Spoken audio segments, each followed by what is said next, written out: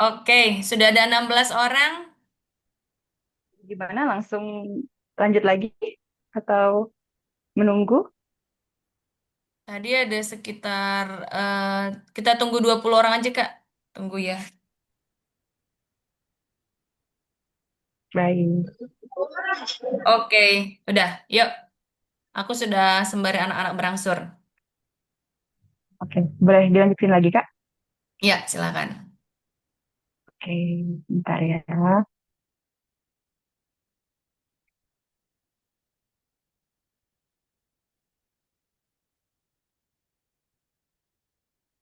Belum kelihatan ya? Oh ya udah. Oke. Oke, lanjut di bagian persiapan. Bentar. Yes, sudah terlihat, Kak Karin. Terlihat. Oke. Nah, tadi kita udah tahu pertanyaan ini maunya jawaban apa. Kemudian kita juga udah ingat-ingat lagi personal branding kita yang kita tawarkan apa. Nah, pasti udah kekumpul tuh kan pengalaman-pengalamannya, kontribusi-kontribusi udah kekumpul, udah mulai kita petakan itu. Kira-kira ya seperti biasa aja kayak 5W+1H gitu kan. Kayak apa sih pengalamannya, apa sih kontribusi yang kita lakukan, isunya itu apa, urgensinya itu seperti apa. Kemudian, nah kenapa urgensi itu penting ya? Menurut saya tuh kadang-kadang yang jadi murni refleksi pribadi ya. Kadang-kadang yang jadi poin penentunya itu bukan masalah besar atau kecilnya, tapi seberapa urgennya suatu masalah itu bisa kita sampaikan gitu kan. Dan itu juga menjadi penting karena jadi alasan juga kenapa kita berkontribusi terhadap hal ini ya. Karena alasannya karena ini urgent ini loh untuk kita selesaikan.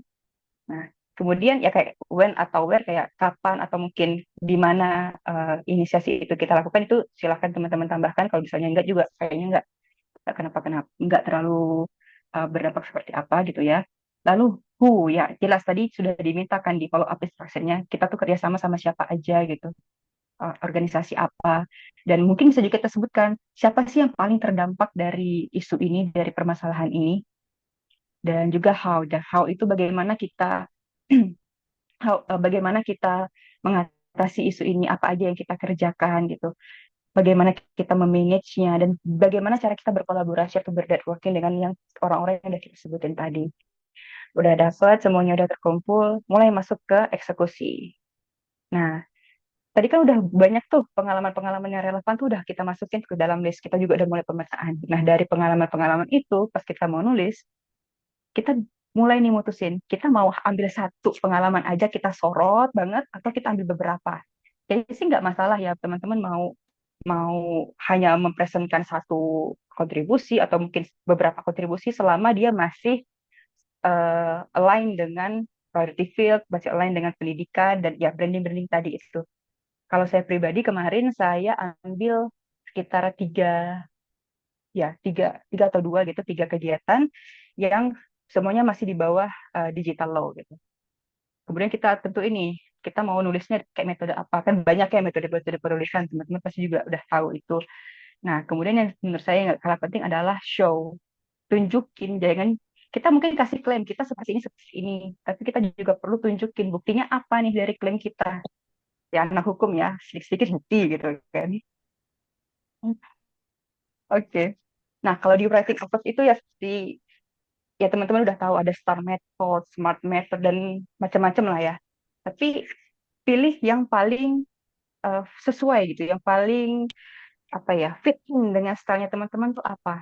Kebetulan kalau di saya itu STAR atau SMART method tuh masih agak kurang pas di saya karena saya orangnya agak nggak terstruktur itu gitu.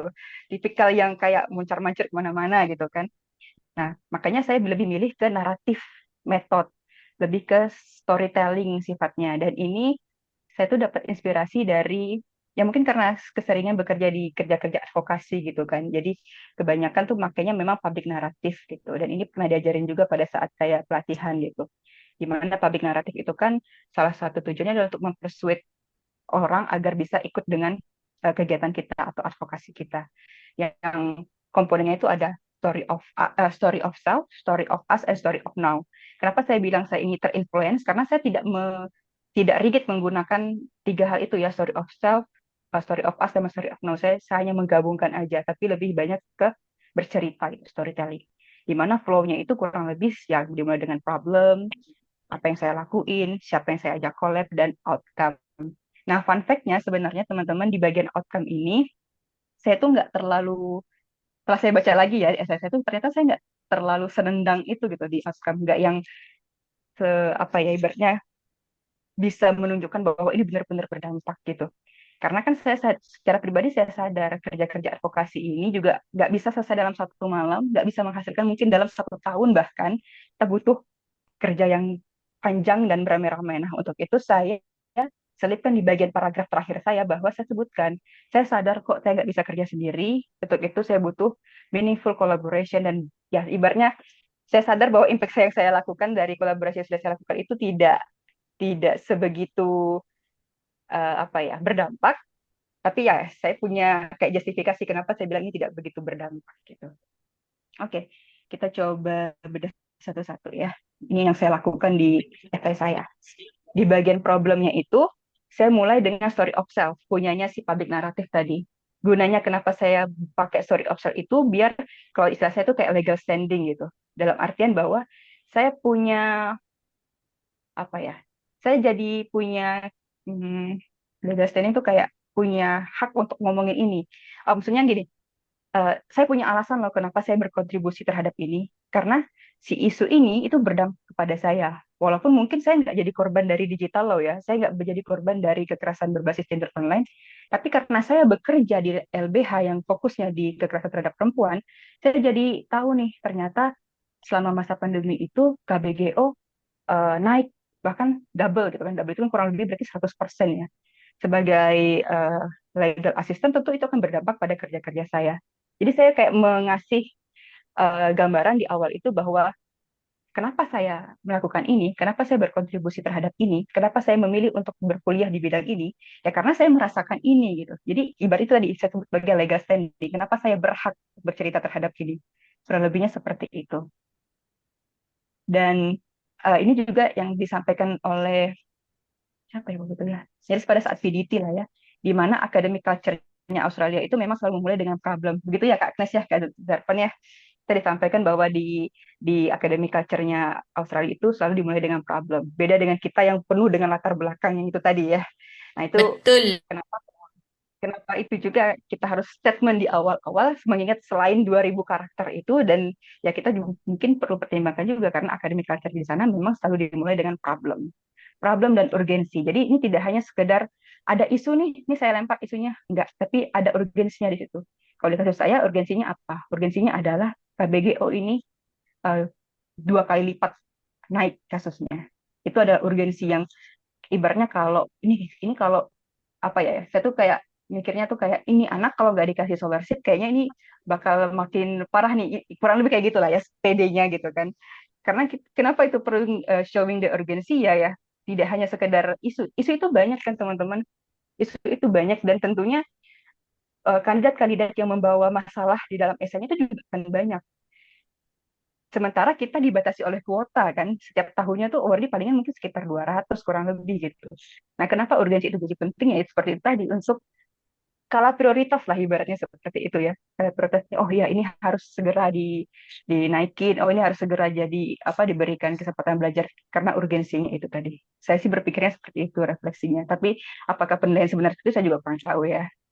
Tapi refleksi saya seperti itu. Oke. Kemudian masuk di inisiatifnya, kontribusi yang sudah dilakukan. Nah, di sini teman-teman boleh nih masukin leadership apa? Leadership value yang tadi udah di statement oleh AS yang di tabel-tabel itu gitu ya. Jadi nggak hanya sekedar saya melakukan ini, saya melakukan ini, saya melakukan ini enggak, tapi saya melakukan ini kita perlu menunjukkan apa value leadership kita. Misalnya saya bilang melihat tren yang semakin naik ini, saya menginisiasi public discussion. Itu artinya secara nggak langsung, walaupun saya nggak bilang secara eksplisit ya, tapi secara nggak langsung saya bilang saya punya awareness loh. Sebagai leadership saya punya awareness nih terkait dengan isu-isu yang uh, terjadi eskalasi dan segala macamnya. Atau di essay juga saya bilang, saya memastikan inklusi bagi vulnerable groups. Nah, itu kan sudah disebut ya tadi bahwa salah satu kualitas yang diminta oleh AS adalah inklusi gitu. Atau saya juga sebut saya sudah terlibat dalam drafting policy paper dan segala macamnya. Itu menunjukkan bahwa ada kolaborasi saya di sana, ada networking saya di sana. Nah, itu juga perlu kita masukin. Jadi nggak hanya sekedar listing kegiatan, tapi juga kita sebutkan bahwa kita punya value dari leadership itu. Selanjutnya adalah kolaborasi. Nah, di sini kita perlu perlu menampilkan skill networking kita. Tadi juga udah ada tuh di tabel-tabelnya AS. Dan tidak hanya menampilkan skill networking, tapi juga kita perlu jelasin gimana sih cara kita memaintain relationship dari networking itu gitu. Dan peran-peran orang-orang yang kita ajak berkolaborasi itu apa aja itu disebutin di SI. Kayak misalnya saya bilang bahwa di public discussion itu saya melibatkan unit cyberpoda dan juga digital expert sebagai speaker. Saya mengundang kelompok ragam gender dan juga orang-orang dengan disabilitas sebagai partisipan. Saya juga melakukan konsultasi dengan akademisi dan itu kan menunjukkan bahwa ada range group yang kita ajak kolaborasi gitu dari yang mungkin grassroots-nya, dari vulnerable group sampai ke akademisi dan sebagai legal practitioner gitu. Terus saya sebut lagi, saya juga sejak saat itu saya maintain relationship ini dengan cara apa? Saya join ke uh, aliansi ini. Di aliansi itu saya juga terlibat dalam mereview undang-undang misalnya, atau saya juga ikut dalam berikan legal assistance. Nah, kita tuh perlu demonstrasiin juga tuh. Jadi kita tidak hanya sekedar mengajak orang, tapi kita bagaimana bisa mempertahankan relationship itu ketika kita sudah mengajak orang untuk kolaborasi.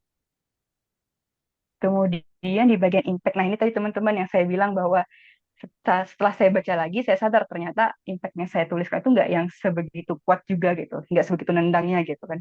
Tapi kita perlu juga mencantumkan dampak dari apa yang udah kita lakukan itu apa sih, baik secara kuantitatif maupun secara kualitatif. Kalau teman-teman punya data, adanya peningkatan dan segala macam, silahkan disampaikan itu. Kebetulan di kasus saya tuh nggak punya data kuantitatifnya ya, adanya mungkin kualitatif itu. Makanya saya bilang public discussion ini saya buat untuk raising public awareness atau saya memastikan ada inklusivitas itu apa ya masuk di dalam eh, peraturan atau kebijakan. Juga apa yang sudah saya lakukan ini harapannya adalah bisa untuk apa ya drafting kebijakan yang lebih adil dan inklusif. Nah, kayak gitu-gitu. Kan sebenarnya kalau dilihat ini dampaknya nih. Kayaknya nggak yang gimana-gimana gitu kan. Nah, tapi kemudian di bagian akhir saya bilang bahwa saya sadar kok ini tuh nggak bisa kerja sendiri. Ini tuh butuh waktu lama dan segala macamnya itulah. Lalu, nah ini tadi yang saya bilang, kita perlu kasih, kita mengklaim kalau kita punya kemampuan itu ya itu sah-sah aja silahkan bahkan gitu kan. Tapi jangan hanya sekedar klaim, kita juga perlu membuktikan kenapa kita bisa memberikan klaim seperti itu. Misalnya, ketika saya bilang, saya itu memastikan inklusivitas loh dalam kegiatan-kegiatan saya. Buktinya apa? Oh iya, saya nyediain ini nih, juru bahasa isyarat. Jadi ketika saya mengundang teman-teman tuli, mereka bisa dapat informasi yang ingin disampaikan gitu. Terus saya bilang, oh saya menjaga hubungan baik kok dengan networking yang sudah saya apa namanya bangun gitu. Terus buktinya apa?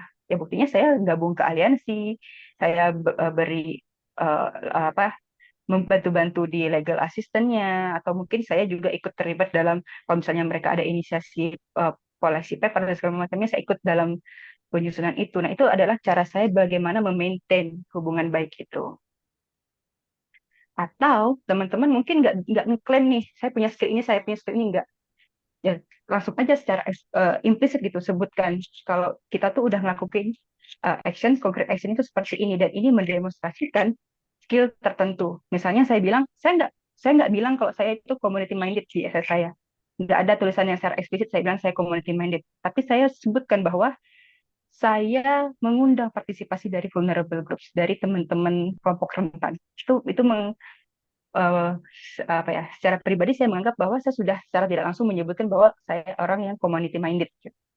Atau saya tidak bilang saya itu punya multidisiplin pendekatan kolaborasi lintas sektor misalnya. Saya nggak bilang gitu di EXA, tapi saya bilangnya saya eh, bisa terkoneksi dengan praktisi hukum, dengan digital expert, dengan akademisi, dan bahkan saya bisa jadi penghubung dari grassroots communities. Itu kan artinya menunjukkan bahwa kita itu punya multidisiplin approach gitu untuk collaboration gitu. Jadi ya silahkan teman-teman mau pakai klaim lalu buktikan atau ya sudah langsung sebutkan saja actionnya seperti apa. Itu yang saya lakukan di essay saya. Selanjutnya, nah ini udah terakhir kok teman-teman. ketika kita berbicara kontribusi itu terkadang selalu ada celutukan kayak gini. Ya, tapi kan saya cuman gini aja. Tapi kan kontribusi saya cuman ini. Saya tuh cuman misalnya kayak hanya hanya ke kalau misalnya di guru misalnya saya tuh hanya berkontribusi untuk anak-anak didik saya aja, untuk sekolah saya aja. Teman-teman please jangan underestimate diri teman-teman dan apa yang udah teman-teman lakuin. Sekecil apapun kontribusi tetaplah kontribusi dan tentu pasti akan ada dampaknya gitu. Nah, jadi eh, kalau dari refleksi saya pribadi, itu bukan seberapa besar, seberapa banyak orang yang bisa teman-teman pengaruhi, tapi seberapa urgentnya masalah itu berhasil diselesaikan oleh teman-teman gitu. Jadi, poin penting ketika menyusun esai ini adalah, esai nomor 3 ini adalah, jangan underestimate diri teman-teman dan juga kontribusi teman-teman.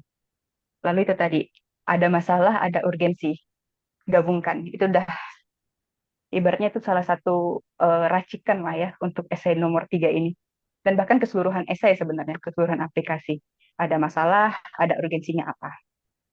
Dan oh ya, ini juga nggak kalah penting. Jangan terlalu terbebani dengan bagaimana sih saya menuliskannya gitu. Karena saya secara pribadi pun ya seperti saya bilang gitu, saya nggak gunain STAR method, saya nggak gunain SMART method, ya udah mengalir aja gitu, bercerita aja gitu. Karena menurut refleksi saya pribadi, bukan metode penulisannya gitu, tapi lebih ke kontennya itu apa, isinya yang teman-teman bawa itu apa gitu. Itu yang lebih penting menurut saya. Dan selanjutnya itu tadi, tunjukkan. Jadi teman-teman boleh klaim sesuatu, silahkan, tapi kita perlu juga tunjukkan ke dalam bukti-bukti konkret. Itu terakhir, terima kasih banyak teman-teman. Nah, ini adalah personal quote saya yang selalu saya ingat-ingat kalau ya kadang saya juga sering kok merasa kecil gitu. Ah, saya cuma segini doang. Lihat teman-teman kayak, wih gila, ada pada keren-keren banget gitu kan. Ini kontribusinya udah yang meledak lah gitu kan. Saya cuma gini-gini dong. Nah, itu adalah sesuatu yang selalu saya ingat bahwa nggak ada usaha yang cuma dan hanya. Ini kalau teman-teman ke Instagram saya, ini bakal saya tulis di bio saya.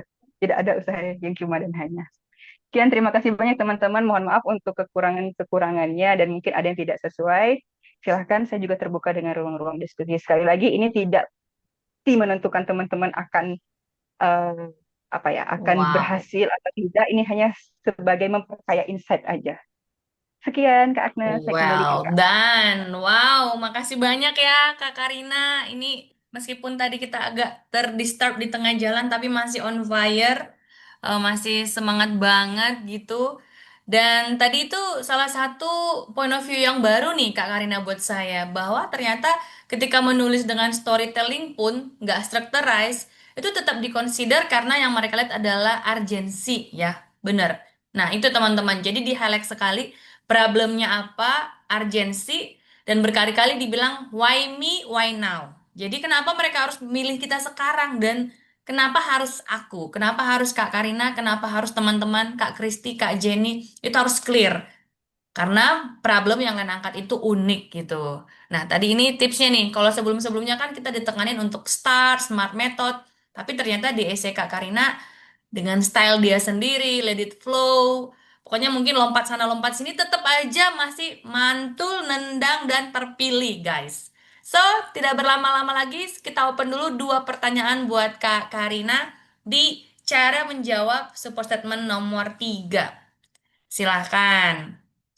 Tadi ada yang bisik-bisik ya, Kak, ini hukum berat-berat ya katanya. Tenang guys, kita akan tetap mengakomodir pertanyaan kalian. Meskipun tadi ideologi Pancasila dan undang-undang, tapi kita akan jawab yang practicable dengan kalian sesuai dengan latar belakang ataupun isu yang kalian angkat.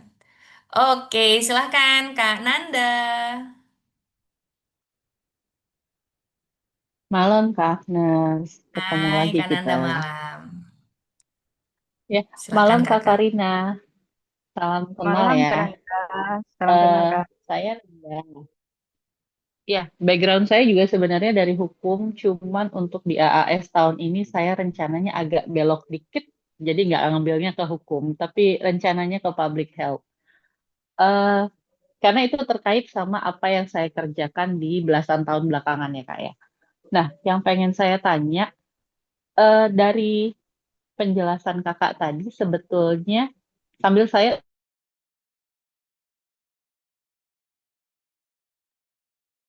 Kak Nanda. Kemana dirimu, Kak? Hilang ya suaranya ya? Eh, kayaknya aku keluar. Oke, masuk lagi nggak, Kak? Kedengeran nggak? Yes. Kedengeran, Kak Nan. Monggo, lanjut.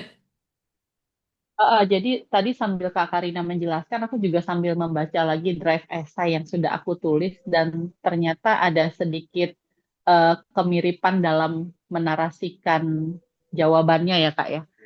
Nah, yang mau aku tanyakan gini, karena kan eh, apa namanya backgroundku itu saat ini adalah di NGO lah kita bilangnya atau di komunitas gitu ya, komunitas di bidang kesehatan ibu dan anak, kurang lebih kayak gitu.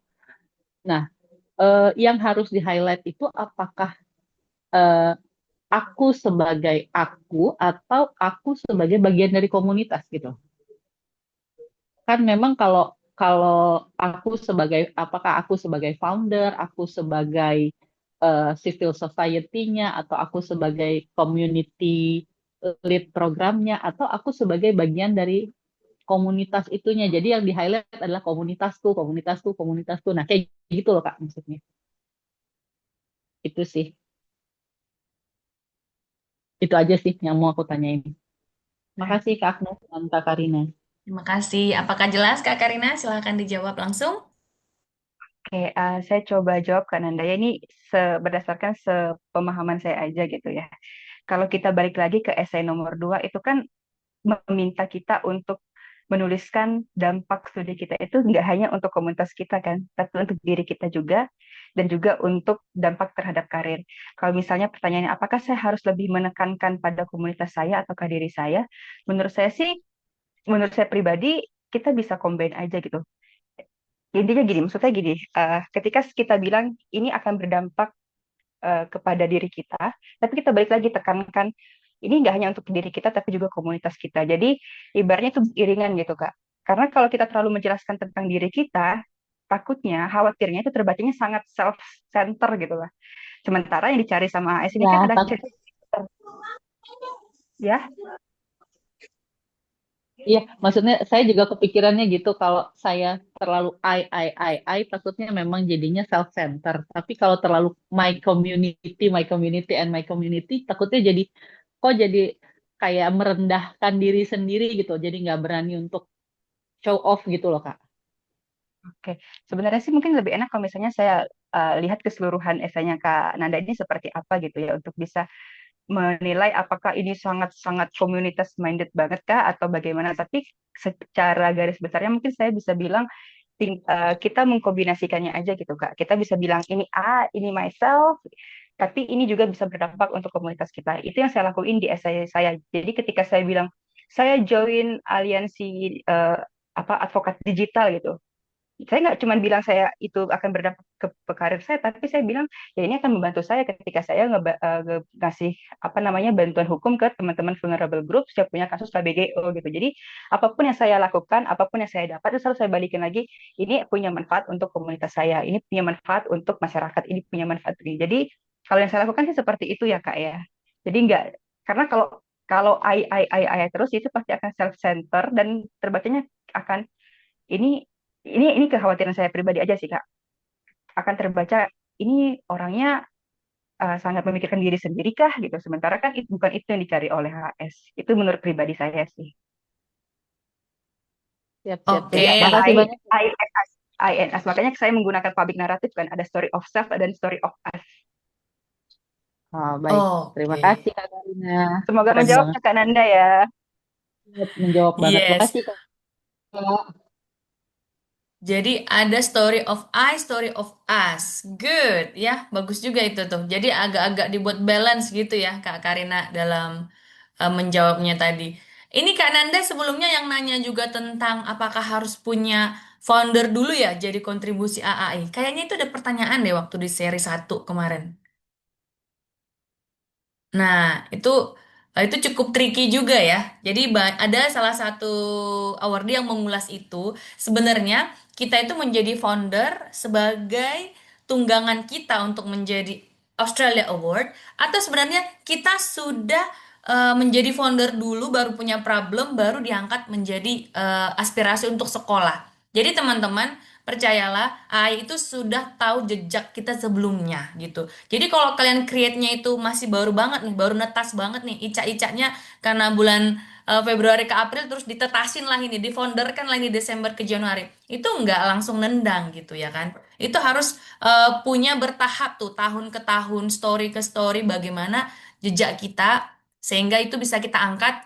Oh, nanti ketika saya berkontribusi after study, saya akan balik ke komunitas ini. Itu tuh mereka sudah tahu logic thinkingnya itu beneran terjadi atau enggak gitu sih sebenarnya. Jadi kalau memang selama ini kerjaannya I ataupun selama ini kerjaannya As itu ya ditampilkan aja Kak Nanda semanis mungkin.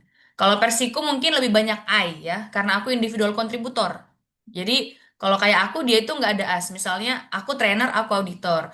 Yang paling Asnya adalah how I delivered my presentation. Tapi di supporting statement 3 teman-teman, kalau teman-teman baca essay itu adalah benar-benar self-centric banget. Everything I coordinate, I evaluate. Balik lagi kenapa? Karena role yang kuangkat, ya kan? Role-nya yang diangkat apa? Misalnya kalau kalian teacher juga, role kalian pasti ada juga as or student, kan? Student center. Sama kayak Kak Karina. Kenapa dia ngambil lawyer? Dia juga ada klien, dia juga ada BLH tadi, gitu. Jadi disesuaikan dengan konteks. Oke, mudah-mudahan cukup menjawab ya, Kak Nanda. Kita geser ke Kak Arijal. Halo Kak, izin bertanya. Oh, Jadi boleh. saya kebetulan masih susah untuk relate pengalaman kerja sama bidang studi yang akan saya ambil. Jadi S1 saya dulu S1 Teknik Elektro, terus saya sekarang kerja di PLN. Kerjaannya sekarang ya operation and maintenance jaringan listrik lah. Jadi dari kota sampai jaringan listrik ke desa itu saya yang maintain. Nah, di situ saya menemukan problem, misalnya eh, ada eh, desa terpencil yang akses listriknya itu masih susah. Jadi saya eh, ber, berkeinginan untuk ambil prioritinya tentang energy transition. Jadi saya ambil renewable energy sebagai fokus rencana studi saya di Australia, tapi saya belum punya pengalaman kerja satupun tentang renewable energy. Itu bagaimana cara mengkonekkannya ya? FYI, saya dulu waktu S1 pernah eh, tugas akhirnya tentang renewable energy juga. Apakah bisa saya masukkan sebagai pengalaman atau bagaimana? Very good. Silahkan Kak Karin. Wah, ini kalau udah bicara tentang lingkungan, ini saya termasuk yang langsung bingung gitu. Karena hukum lingkungan pun saya kayak yang, wah apa ini gitu kan. Eh, Sekali lagi, Kak Ariza, ini saya tidak tahu pasti jawabannya iya atau tidak gitu kan ya. Tapi tentunya kita akan mencari kontribusi atau hal-hal yang itu yang sangat relevan dengan apa yang mau kita ambil gitu. Kalau misalnya dibilang tadi tidak pernah belum belum ada kegiatan atau pengalaman yang berkaitan dengan renewable energy, mungkin bisa dimatangkan gitu. Kenapa? Kenapa kakak mau ngambil itu sementara mungkin belum pernah expose tentang itu gitu. Kalau tadi saya bilang kan di bagian problem itu saya statement dengan story of myself gitu. Kenapa saya punya hak untuk ngomongin tentang KBGO atau tentang digital law ya karena saya sebagai legal assistant saya ngelihat ternyata ini kasusnya naik nih dan itu berdampak dengan kerja-kerja saya dong. Nah, mungkin di situnya kakak bisa semakin menekan mungkin kakak bisa menekankan gitu. Mungkin bisa aja kali balik lagi ke S1 karena sorry kan S1 ya tadi. Skripsi S1 Iya, atau ya tugas benar akhir ya, ya S1. Ya, tugas akhir S1-nya gitu. Mungkin ada hal-hal menarik yang kakak temukan pada saat penelitian itu ya silakan bisa diangkat lagi gitu. Nah, sekali lagi Kak, saya nggak tahu ini jawaban yang pasti atau enggak, tapi iya, ha. menurut pemahaman atau refleksi saya mungkin bisa seperti itu gitu. Karena pasti Berarti, ketika kita iya, mau ngambil sesuatu, ngambil kuliah atau ngambil jurusan itu pasti kan akan kita punya alasan gitu kenapa kita mau itu. Nah, silakan diungkapkan di bagian SI nomor satu sih sebenarnya kan kenapa gitu dan diperkuat lagi di SI nomor tiganya gitu. Ya mungkin berdasarkan deskripsi itu bisa-bisa aja sih, barangkali. Semoga Oh, bisa Oh iya, membantu ya oh Kak iya, ya ya, jawabannya. saya anu lagi. Terima kasih Kak. alright, good. Aku masuk ya ke Kak Arizal sama nih. Jadi dirimu tadi mau shifting dari maintenance atau technician jaringan di PLN, terus nanti mau renewable energy gitu ya, Kak Arizal? Betul, Correct? berdasarkan Oke, pengalaman saya dulu di S1, saya rasa ini bisa nih saya terapkan di sini. Cuman untuk menerapkan yang lebih kompleks, saya butuh belajar eh, lebih lanjut. Cuman kalau oke. berdasarkan pertanyaan yang nomor 3 itu kan sudah kontribusi apa yang terkait dengan ini belum ada karena tugas pokok saya tidak berkaitan dengan itu. Oke, cooling down, kita benerin mindsetnya dulu. Kakak salah kaprah. Jadi di pertanyaan tiga adalah what's your impact after your study, bukan your current, bukan your existing. Jadi after your study the renewable energy. Jadi sebenarnya kakak nggak perlu takut kalau kakak sekarang itu zero di renewable study. Nggak apa-apa.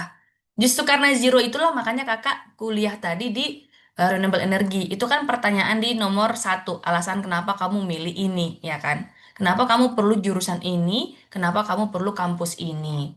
Nah, setelah itu, kalau misalnya memang di nomor tiga kakak mau kaitkan sama I priority, nggak mesti langsung troubleshoot di renewable energinya, Kak. Nggak perlu. Tapi kakak mungkin cari yang subjek yang akan kakak pelajari nanti, Kak Arijal. Apa course yang paling kakak minatin nanti di situ? Ada nggak? Ada. Ya, apa contohnya, Kak? Hybrid power plant. Nah, kan kakak pasti punya ada story-story tentang power plant kan? Jadi Iya. kakak jualan itu, kakak bilang saya udah pernah berkontribusi, misalnya memperbaiki gardu ini, mengalirkan listrik ke perumahan di sekitar ini. Nah dari situ apa yang saya lakukan? Hmm, Saya melakukan project time plan, deployment plan, scheduling, koordinasi, inspeksi, bicara dengan warga. Itu adalah kontribusi saya untuk kakak gabungkanlah dengan I priority-nya. Apa I priority kakak ambil? Economic growth, community resilience, atau health? iya. Kakak masukin kemana? Saya yang energy transition.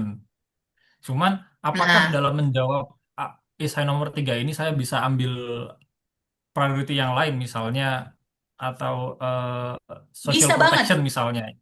Bisa Bisa ya? more than one. Bisa more than one, guys. Ya. Jadi tadi kan setelah kakak belajar storytelling, kakak jelasin dulu tentang power plan bla bla bla. Kakak carilah yang kira-kira tendensinya itu duar banget gitu loh, bantu bangsa, negara atau desa atau apalah kontribusi inisiatif Kak Arizal sendiri. Lalu hubungkan kenapa itu penting buat AAI, kenapa itu penting buat Indonesia. It's Oh iya okay. ya. Udah pas banget Jadi sebenarnya. jadi enggak perlu paten apa kaku energy transition berarti Enggak, saya kontribusinya di energy transition enggak. melulu itu enggak ya? Bukan. Misalnya kalau di case aku ambil researchnya tentang waste management, mengolah limbah. Tapi Hmm. di pengalaman kerja aku nggak pernah ngolah limbah. Aku bahkan stingy. Dulu itu aku kayak mikir nggak mau megang limbah gitu. Tapi karena itu sekarang yang memang dibutuhin sama bangsa negara, aku kan nggak mungkin ngada-ngadain project biar masuk di super statement 3 kan? Nggak mungkin. Mm-mm. Jadi aku cari yang relate. Apa nih yang pernah aku kerjakan? Aku selama ini kampanye lingkungan. Ya udah, aku jelasin tentang lingkungan tadi. Walaupun jauh, Oh, tapi ada irisan sedikit gitu, Kak. Menunjukkan kayak kata Kak Karina tadi, proven. Evidence-nya kita apa sih? Kita interest di sini. Kayak Karina tadi bilang dia ke vulnerable ya, ke woman gitu. Nah, itu kan sedikit banyak ada impact-nya gitu loh, Kak Erizal. Bisa? iya, Oke? terima kasih Kak. Good. Siap. Oke, one more. Silahkan, Kak Novita. Teman-teman, aku balik lagi nih. Bakal malu banget malam ini. Kita akan jump in lagi nanti ke link yang lain. So, ini kita lompat-lompat terus. Kita terima satu pertanyaan lagi dari Kak Novita Ria. Habis itu kita ganti link. Nanti langsung ke Kak Zarfan ya. Silakan, Kak Novita. Oke, baik. Terima kasih, Kak. Saya mau tanya langsung aja karena mepet waktunya.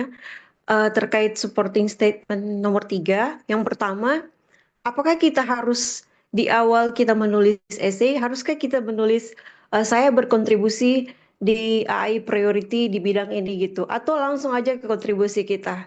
Terus yang kedua, di kasus saya kan sebenarnya saya juga public health backgroundnya, terus rasanya semua job desk saya itu berkontribusi gitu. Jadi itu semua dihitung sebagai kontribusi. Jadi saya agak bingung milihnya gimana. Tapi pada akhirnya saya memilih sesuatu yang saya inisiasi sendiri pada saat uh, kerjaan saya gitu. Terus saya juga bingung sebenarnya tadi sudah dimention sama Kak Karina, itu nggak masalah kita provide-nya 3 kontribusi atau satu kontribusi. Awalnya saya pakai satu kontribusi, cuman karena dengar beberapa seminar banyak yang ngasih 3 lebih dari satu gitu, jadi agak ini cukup nggak ya? Sementara kontribusi kedua yang aku pilih, yang aku tambahkan itu menurutku dampaknya agak besar, tapi leadership roleku menurutku nggak terlalu strong sama kontribusi yang pertama aku provide. Nah, pertanyaannya, haruskah aku pilih satu atau boleh nggak dua itu gitu? Ya, itu aja, Kak.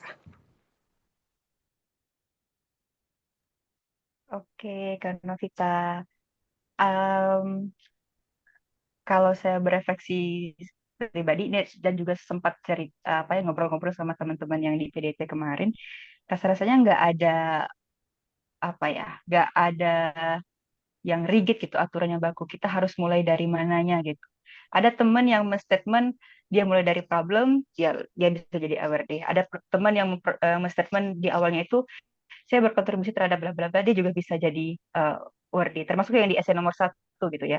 Kalau di essay nomor satu saya juga mulainya dari problem gitu. Tapi beberapa teman-teman lain, teman-teman saya yang lain itu mulainya saya ingin kuliah di sini-sini dan saya rasa nggak ada aturan baku gitu. Kita harus memulai dari mana gitu. Kebetulan aja gitu di essay saya mulainya dari problem gitu. Ya itu tadi karena sebenarnya itu karena masalah pribadi Kak. Saya orang hukum yang terbiasa untuk memanjang-manjang dan melebar-lebarkan tulisan gitu kan. Jadi terbatas dengan 2000 karakter itu mau nggak mau saya harus bisa apa ya cari strategi lain gimana saya bisa masih tetap pengen ngobrol apa pengen nulis yang panjang gitu tapi tetap menjawab semuanya itu. Nah, kenapa kemudian saya mau statement dari problem gitu. Dan kemudian ya teramini aja pas PDT kemarin bahwa memang akademik culture-nya di sana tuh di Australia itu memang lebih memulainya dengan problem gitu. Tapi balik lagi ke pertanyaan Kak Novita, kalau saya, menurut saya pribadi itu nggak ada batasan sih kita harus mulainya dari mana selama poin-poin yang ditanyakan itu bisa terjawab di follow up instruksinya itu tadi ya dan bagaimana kita mendemonstrasikan urgensi dan si isu itu tadi gitu itu menurut saya pribadi dan juga tadi ya nilai-nilai leadership nilai-nilai networking itu bisa kita demonstrasikan saya rasa sih mungkin tidak akan ada masalah lalu terkait dengan berapa banyak kembali lagi tidak ada sepertinya tidak ada ini ya tidak ada aturan baku kita harus menjelaskan satu aja kah atau dua atau tiga selama ini. Tapi gini Kak, kalau kita mungkin cuma menjelaskan satu kontribusi itu artinya kita akan punya sangat apa banyak ini ya, banyak kesempatan untuk mengeksplor lebih dalam lagi gitu. Jadi dengan dua misalnya dibanding dengan tiga gitu. Tapi ya balik lagi